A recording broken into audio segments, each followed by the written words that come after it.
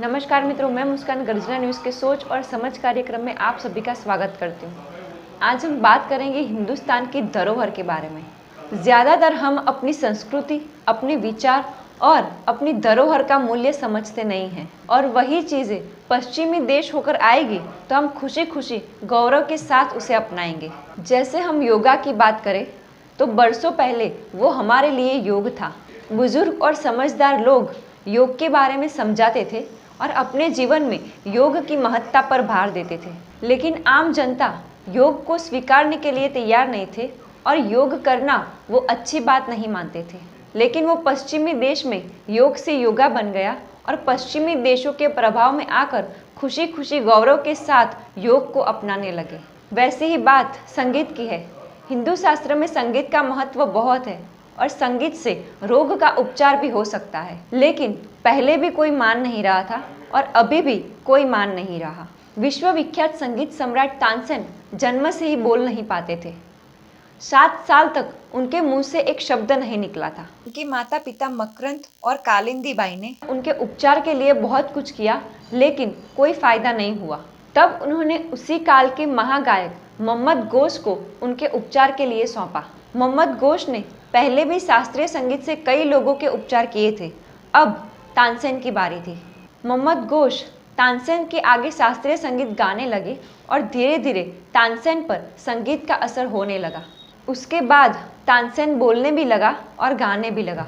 तानसेन बाद में सुप्रसिद्ध गायक और अकबर के 9 रत्न में से एक रत्न माना जाता है। ये तो बात रही सिर्फ हिंदुस्तान की।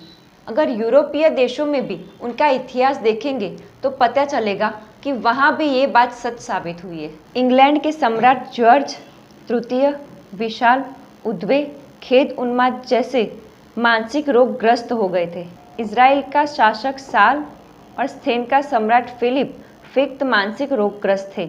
ये सभी सम्राटों ने कुशल संगीतकार और संगीत चिकित्सकों से सारवार ली थी और ये सब ठीक भी हो गए थे। पश्चिम जर्मनी के डॉक्टर रोनाल्डो के रिसर्च के आधारित बीमारी दरमियान शरीर में एड्रेनालिन ज्यादा उत्पन्न होता है, लेकिन संगीत से एड्रेनालिन का उत्पादन कम हो जाता है और रोगियों को वेदना और पीड़ा दूर हो जाती है। डॉक्टर रोनाल्डो ने कई बच्चों को संगीत चिकित्सा के द्वारा बहुत सारे दुख दर्द से आज़ादी दिलाई है।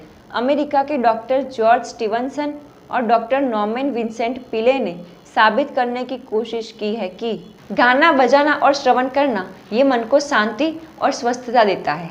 आमेलिता गलीगुर कुर्सी नामक एक लड़की बचपन से ही पैरालिसिस के मारी थी। उसके हाथ और पैर काम नहीं करते थे। बहुत सारे अच्छे डॉक्टरों को दिखाया, लेकिन कोई फर्क नहीं पड़ा। अंततः आमेलिता को संगीत से प्यार हो गया।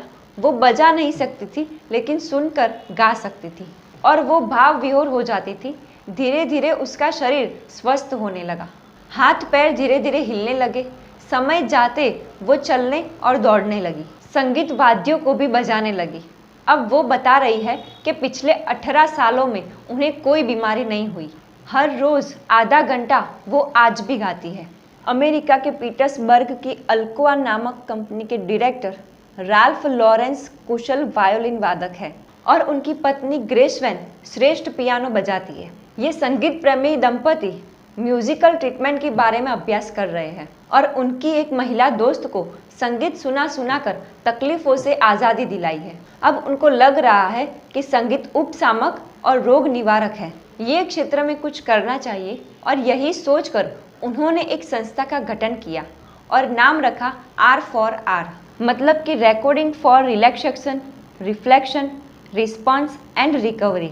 उन्होंने सुंदर संगीत रिकॉर्ड किया है और सैकड़ों दर्दियों को रोग मुक्त किया है। ये संगीत प्रेमी दंपति ने न्यूयॉर्क राज्य में सेट्रगी सरोवर के पास बोनाडसविल नामक गांव में अद्यतन म्यूजिकल इंस्ट्रूमेंट के साथ एक साउंड रिकॉर्डिंग सिस्टम वाला थिएटर बनाया, जहां अलग अलग रोगों के लिए म्यूजिक की कैसेट तैयार मिलती है और उसे सुनने के बाद दर्द ठीक होने लगता है। संगीत और विचार ये अपनी ही धरोहर है, लेकिन किसी ने इसकी कदर नहीं की। अब पश्चिमी देशों ने उसे गले लगाया।